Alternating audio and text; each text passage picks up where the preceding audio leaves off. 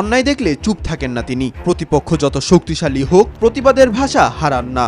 সেই কণ্ঠের নাম জোহরান মামদানি। আর এবার তার প্রতিবাদের কেন্দ্রবিন্দু বিশ্বকাপ। তিনি বলেন মিশরকে অন্যায়ভাবে হারানো হয়েছে, ছিনতাই করা হয়েছে তাদের জয়। মিশরের বিপক্ষে আর্জেন্টিনার জয়ের পর ম্যাচের রেফারিং নিয়ে বিশ্বজুড়ে যখন চলছে তীব্র বিতর্ক ও সমালোচনা, ঠিক সেই সময়ে মামদানির এই মন্তব্য যেন আগুনে ঘি ঢালল। ট্রাফিকে বেঁচে যাওয়া 6 মিনিটে আমি মিশরকে কিভাবে ডাকাতি করে হারানো হলো সেই রিপ্লেগুলোই দেখব, বারবার দেখব। আপনারা তো জানেন এখন কেবল ভিএআর স্ক্রিনের মতো চারকোনা ইশারাটাই করার বাকি আছে। বিশ্বকাপের শেষ 16তে মিশরের বিপক্ষে আর্জেন্টিনার জয় ঘিরে বিতর্ক এখনও থামেনি। মিশরের অভিযোগ, একের পর এক রেফারিং সিদ্ধান্ত সরাসরি ম্যাচের ফল বদলে দিয়েছে।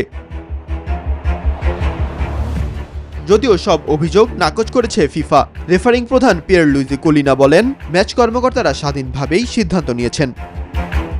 ম্যাচ কর্মকর্তারা সম্পূর্ণ স্বাধীনভাবে কাজ করেছেন। সিদ্ধান্ত নিয়ে গঠনমূলক আলোচনা ফুটবলের একটি অংশ হবেই, কিন্তু আমাদের এই খেলায় ভিত্তিহীন অভিযোগের কোনো স্থান নেই। আমরা বিশ্বাস করি ফাউল মানেই ফাউল। তবে ফিফার এই ব্যাখ্যায় বিতর্ক থামেনি। মাঠের লড়াই শেষ হলেও ন্যায্যতা নিয়ে প্রশ্ন এখনও বিশ্ব ফুটবলের আলোচনার কেন্দ্রে। মাহাদি ইমরান, নিউজ 24।